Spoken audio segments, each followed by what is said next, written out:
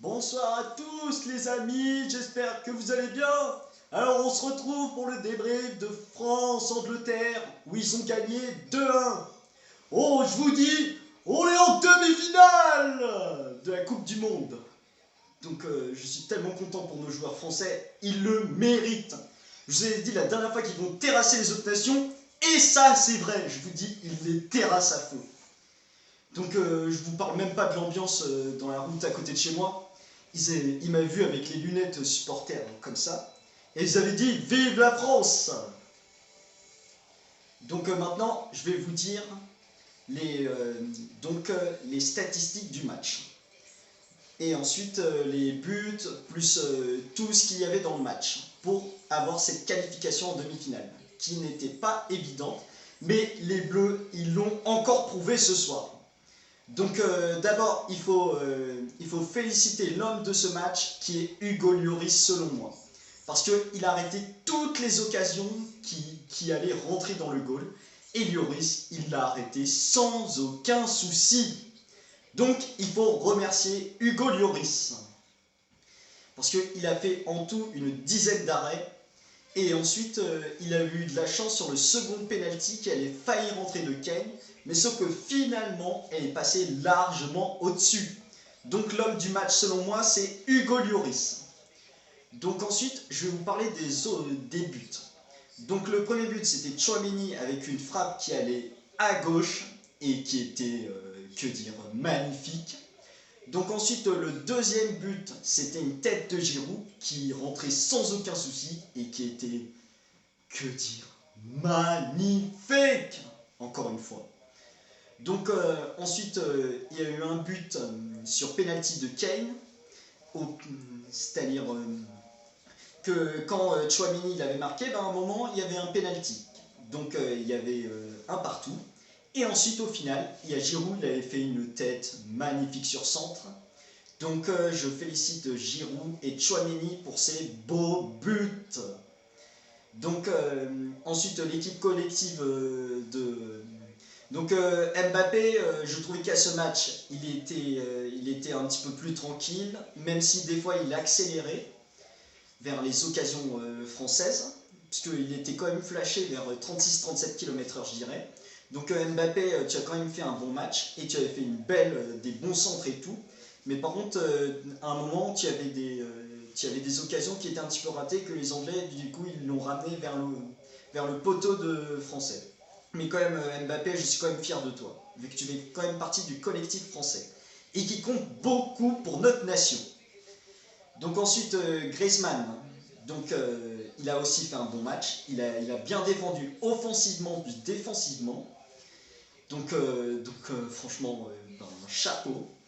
Et ensuite, les autres joueurs, c'était Théo Hernandez, plus Condé, plus Upamecano et tout. Ils ont fait un beau match. Mais par contre, il y a encore des trucs à légèrement améliorer. Mais sinon, c'était parfait la prestation de l'équipe de France. Donc je vais vous dire tout ça tout de suite. Donc d'abord, il y avait des fois des occasions qui étaient détournées des Anglais c'est-à-dire qu'ils n'arrêtaient pas de la remettre vers le poteau de Lloris. Donc ça, c'est encore des points un petit peu améliorés pour l'équipe de France. Mais sinon, le suspense est au bout. On est en demi-finale de la Coupe du Monde. C'est-à-dire qu'on fait 2 qualifications en demi d'affilée. C'était en 2018, plus en 2022. Donc notre prochaine nation à affronter, ce sera le Maroc. Et ensuite, je vais vous parler des points positifs et des points négatifs de l'équipe d'Angleterre. Donc les Anglais, ils ont fait quand même de belles occasions. Mais sauf que Lloris, il a arrêté toutes les occasions anglaises, sauf le penalty de Kane. Parce que justement, malheureusement, il y avait des coudes sur la surface de réparation. Donc Lloris, je ne lui en veux pas, puisque quand même, je vous dis, c'est l'homme du match. Je le qualifie selon moi dans l'homme du match. Plus ensuite, je vais vous dire la suite. Donc les Anglais, je vous dis, ils ont fait quand même de belles occasions, mais par contre, ils auraient pu faire mieux aux occasions. Et ensuite, je vais vous dire un message qui est apparu par la presse anglaise. Donc ils avaient dit qu'ils allaient, qu'on va vous bouffer les Gaulois, etc. Mais sauf qu'au final, on les a battus. Donc je ne sais pas qu'est-ce que vous avez eu comme excuse les roast beef à nous dire qu'on va nous bouffer. Mais en fait, ce que nous, on vous a bouffé au contraire. On est les champions du monde en titre de 2018. Et ensuite, ce qui m'a étonné le plus, c'est qu'il y avait 4000 supporters français contre 8000 supporters anglais au stade.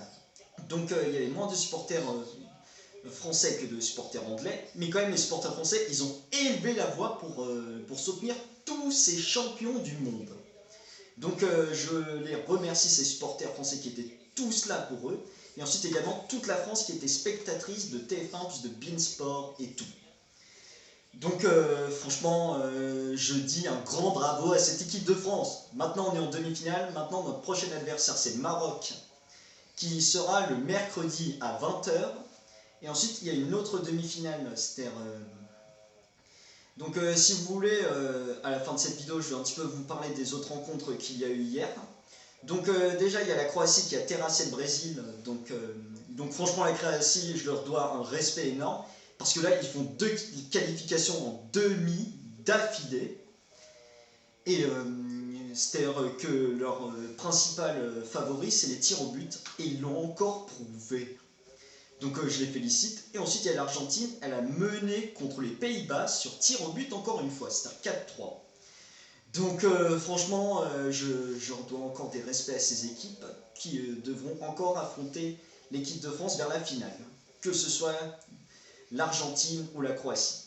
Mais j'espère que, pour moi, que ce sera un remake de 2018, c'est-à-dire un France-Croatie, ce serait, que dire, énorme. Ça rappellerait de bons souvenirs de cette Coupe du Monde. Mais ensuite, les Marocains, ils ont battu le Portugal, aujourd'hui, 1-0. C'est-à-dire qu'ils ont souffert jusqu'au bout en défendant. Et ensuite, l'homme du match de ce Maroc, c'était, je dirais, le goal. Il a été au bout du suspense également. Donc moi, je souhaite que du bonheur à ces équipes pour la suite. Mais nous, ce qui nous concentre le plus, c'est la demi-finale des Bleus contre le Maroc. Donc, et ensuite, à propos du Maroc, il y a Kylian Mbappé, il a dit on espéra se trouver pour la suite dans la compétition. Et il a eu entièrement raison. Et ensuite, j'accorde encore un point à Macron. Il disait qu'on allait gagner ce soir. Donc je félicite Macron. Et ensuite, pour mes pronos, donc j'avais dit soit 3-2, soit 2-1 pour la France, et j'ai eu encore raison. Donc vous me direz dans les commentaires quel était votre pronostic, si vous voulez que la France, elle aille encore vers cette 3e étoile, parce que moi, j'aimerais trop que cette 3e étoile elle se passe. Là, on est vraiment trop fort sur ce monde. Donc je dis une grande force à nos joueurs français, et vivement mercredi à 20 h. Et je vous embrasse tous, les supporters français et tout le monde qui me regarde. Donc à plus et bonne demi-finale des Bleus!